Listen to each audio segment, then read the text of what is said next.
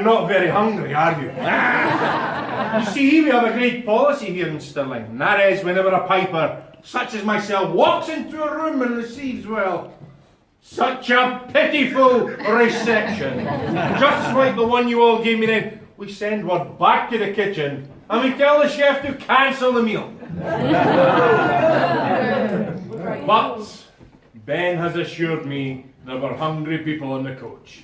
So I'm going to give you all a chance to redeem yourselves. Good evening, ladies and gentlemen. Good evening! That's more like it. As many of you may well be aware, Scotland is full of many great traditions, the haggis being one of them. But before we eat the haggis, it must be addressed. That's a poem by our national bard, Robert Burns. And like myself, folks, Robert was a real ladies' man. When I'm finished, I'd like you to give our chef a very big round of applause.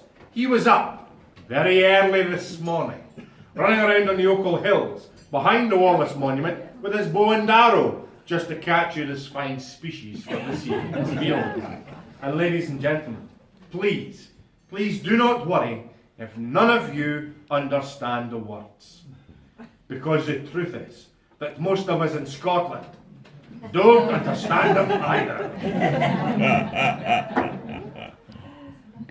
Fair for your honest sonsy face, great chieftain o' the puddin' race, a bindamo you'll tak your place, pain striper for him, weel are ye worthy o' a grace, his langs my arm, the groaning trencher, ha! There ye fill, your hardies like a distant hill, your pin would help to mend a mill in time of need, while through your pores the dews distill.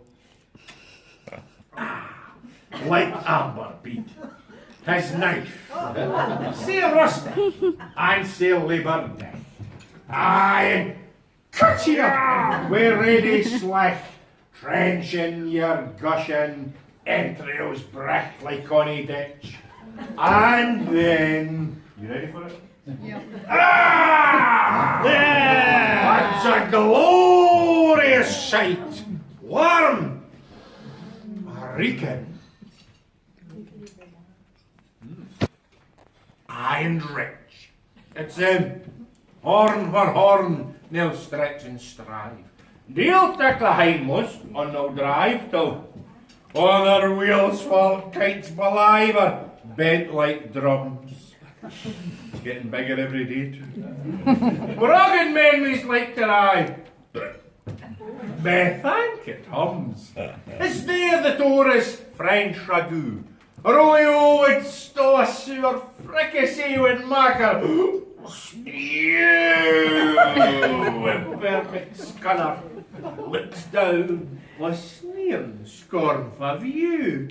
On sick a dinner. Come and join me, young man. Mm-hmm. Yes, come up here.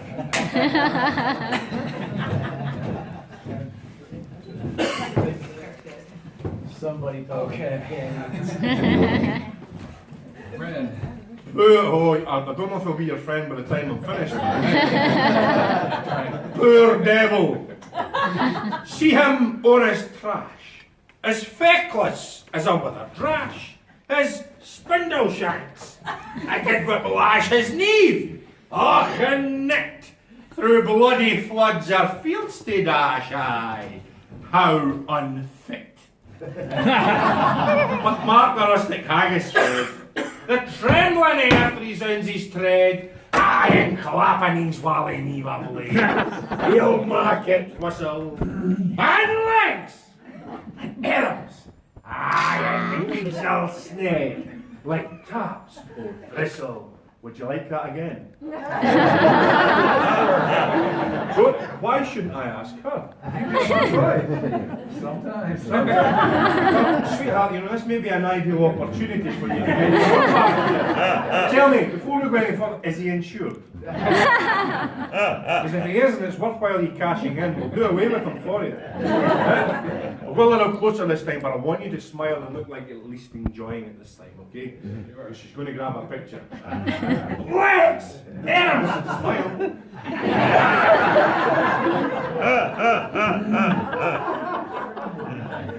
Iron Heat Jones! Thank you, man. Nick taps after the show. Thank you.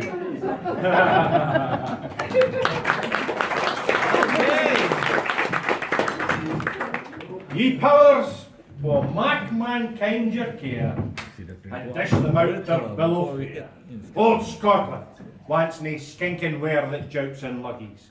But if ye wish, our grateful prayer, gie her a haggis. Thank you, ladies and gentlemen.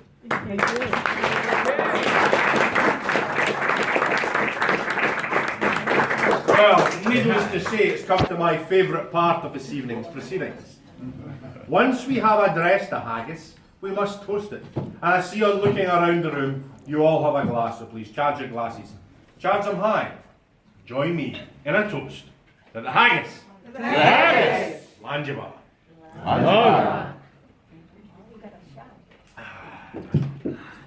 Well, ladies and gentlemen, it was indeed a great pleasure to meet you up at the backdrop of Stirling Castle. Pipe you down the old part of town here to the restaurant. We have just done the addressing of the haggis in the traditional manner. I'm now going to allow you all, though, to sit back, relax and enjoy your meal. After which, I will be back a little later to play you all some traditional Highland bagpipe tunes. All right. Because while you were all being settled here, yes, that well-mannered, polite, handsome young tour director of yours had me by the collar against the wall outside. Do not be fooled by that polite, well-mannered demeanour, because he's got one hell of a temper. He was screaming at me, telling me I'd done nothing but play you the biggest load of rubbish coming down the hill. And he said I will want paid to give you traditional Highland tunes like you all came to hear. So I guess that's what I'll do, and I'll empty his pocket at the end of the evening. All I would ask of you, if you recognise any of the tunes, please find your singing voice, sing along, because it will give me great encouragement to carry on playing. And do not worry if that singing voice is horrendous, because let's face it, I'm going to drown you all out anyway. After I've finished that, I'm going to come back, put my pipes down, come back and deliver to you my rendition of Robert Burns' most famous poem, Tam O'Shanter. Now, Tam O'Shanter, for those of you that doesn't know, it is a ghost story. And I'll apologise to anybody that's done their hair specially for coming this evening, because I can tell you now it's been a complete and utter bloody waste of time. Because by the time I'm finished with you,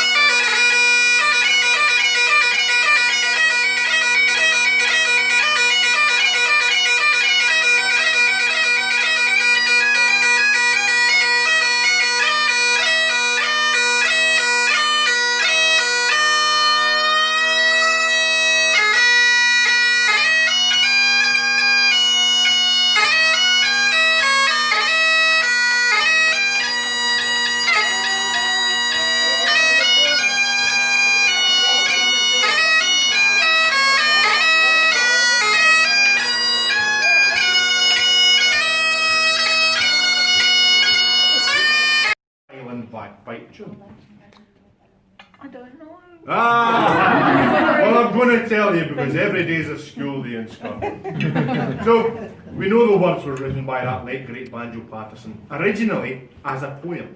However, the melody Waltzing Matilda is set to was a tune written here in Scotland. It's a tune better known as the Bonnie Woods of Craigielee, or Craigielee as we know it for short. That melody was taken to Australia, the words of Banjo's poem set to it, and from the poem, the song was born. There have been many musical adaptations made to it over the years to what we know it as today, but the original melody came from Scotland. If you don't believe me, Google it. And if you want to hear it, go on to YouTube. There's a few cracking wee videos that let you hear the comparison of both tunes being played together. There's one in particular, there's a woman playing the flute to the Bonnie Woods, and a gentleman playing the accordion to Waltzing Matilda. And you hear exactly where they fit over into the current Waltzing Matilda we know today. I think they put it on that convict ship to Botany Bay myself.